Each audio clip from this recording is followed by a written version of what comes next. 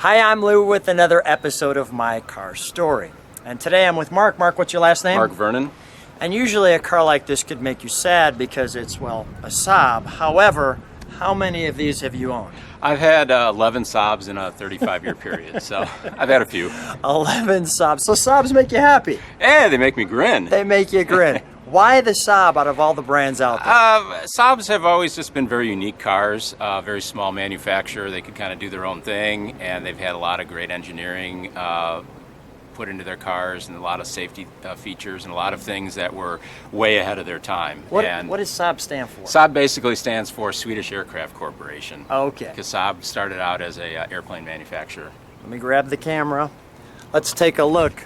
So this car, come on alongside me. It's just so clean.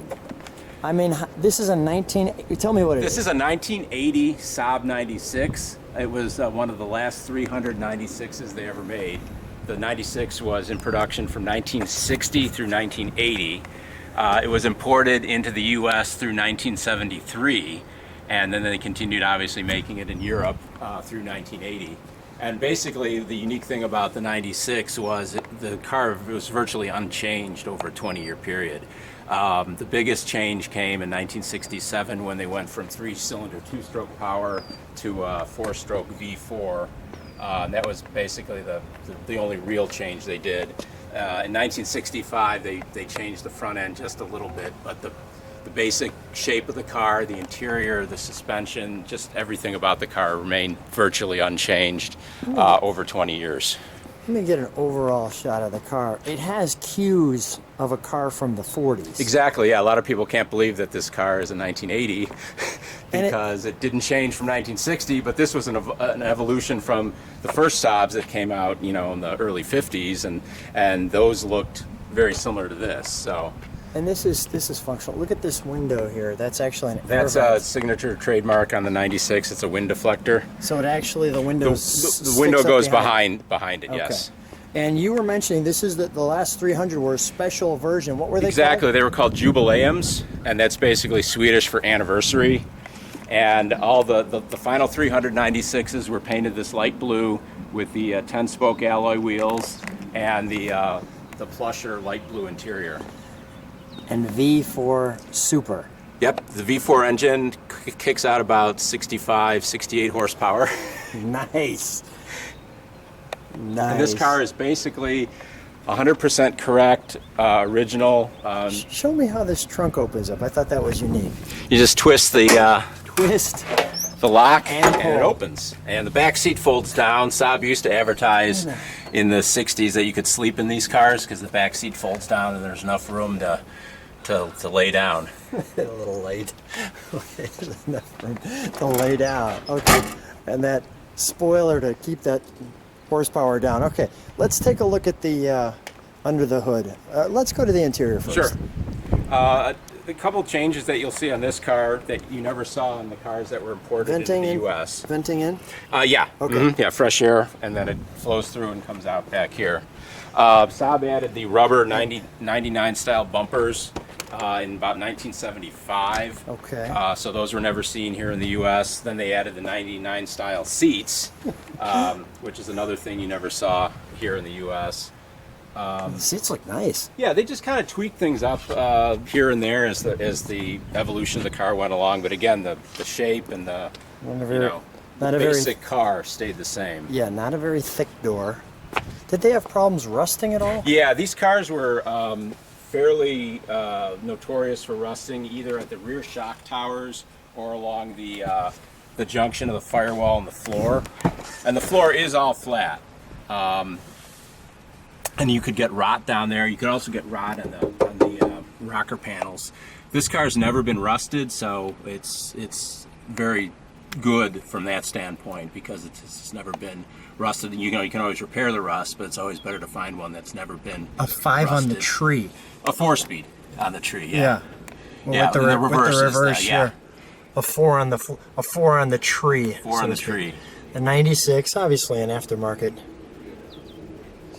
It's really good. Lots of room, as you can imagine, in this car. Let's take a look under the hood. Sure.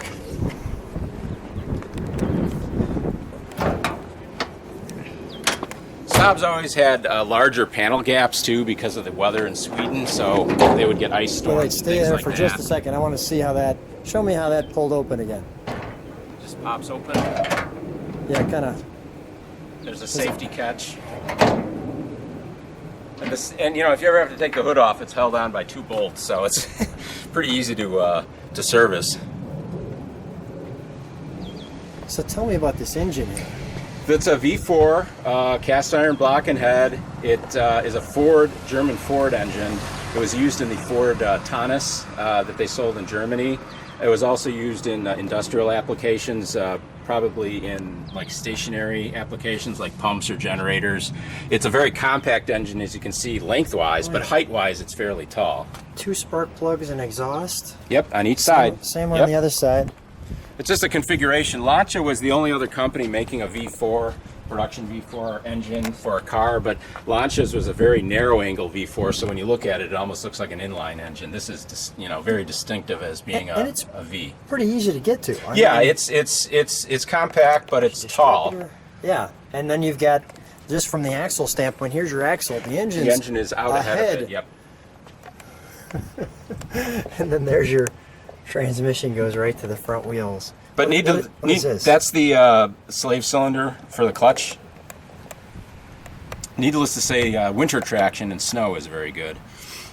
One thing of note too, the final 96s, I don't know exactly what year they transferred production, but it was the last couple years of production of 96s. They were actually being built in Finland, not in Sweden, really? At Saab Valmet, which was like a secondary factory that they had. So even though this is a Saab, it was actually built in Finland, but that's where they were making the final ones. So how long have you had this? I've owned this for 2 years. I found it in Sweden. It was about a 10-month procedure to get the car purchased and imported back here to the U.S., and that was all going on about 2.5 years ago. What's the reaction of people when they see this? They just love it because, you know, some people remember it. Remember this car back in the day. A lot of people just don't know it anymore, especially since Saab is no longer, so it's an orphan car now, and it's just a car that people can't believe it's a 1980, and they just get a thrill with it because it's a unique looking car. Let's shut the hood. Let's take this one step further. I'm going to have you open up the trunk. Let's throw my tripod back there. Let's just drive it out so that people can see that. Give me a second to disassemble some of this.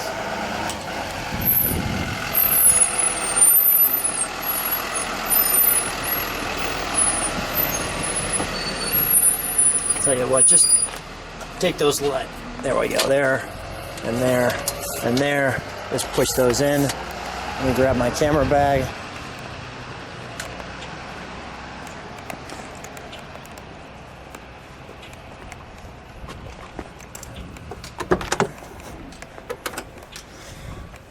Let's take it for a quick ride.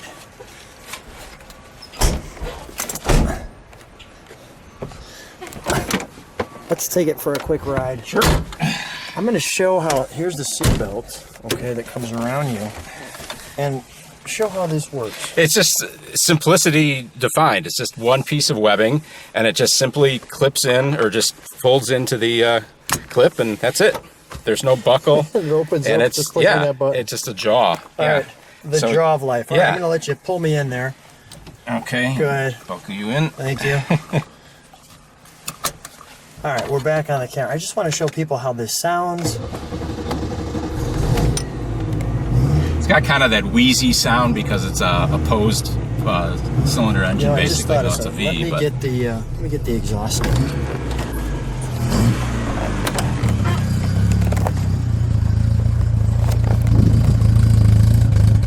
Get a little rev.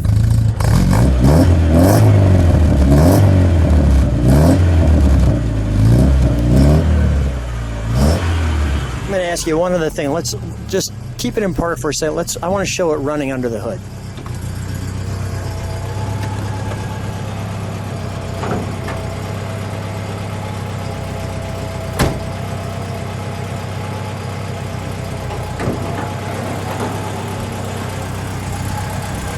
What a great idea. That's all up front. too is the blower motor is almost as big as the engine. I never thought of that, but you're right.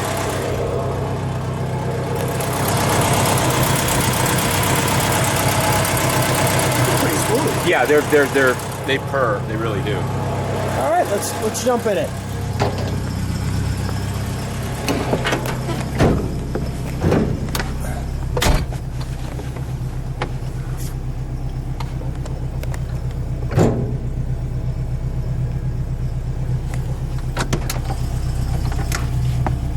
We're not going to go any far, but I want to show people how you use your stick shift. Yeah. This is reminiscent of the time frames back in the 40s when you would have the column shift. There's our emergency brake. We'd have the column shift just like that. So clutch.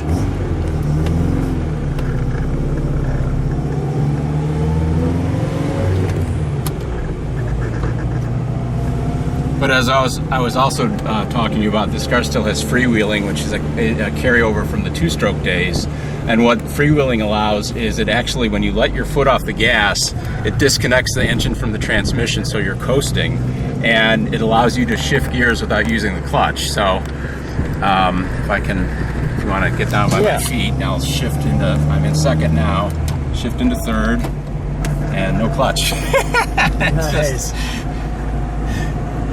And like I said, the only disadvantage... Can you downshift too? Oh yeah, you can upshift, downshift, do whatever you want. The only disadvantage, as I said, though, is when you're freewheeling, you don't have any engine braking, so it's a little harder on your actual brakes on your car because they're taking the full brunt of the stopping to stop the car. We're going to take you one little straightaway, let you hear some of the power.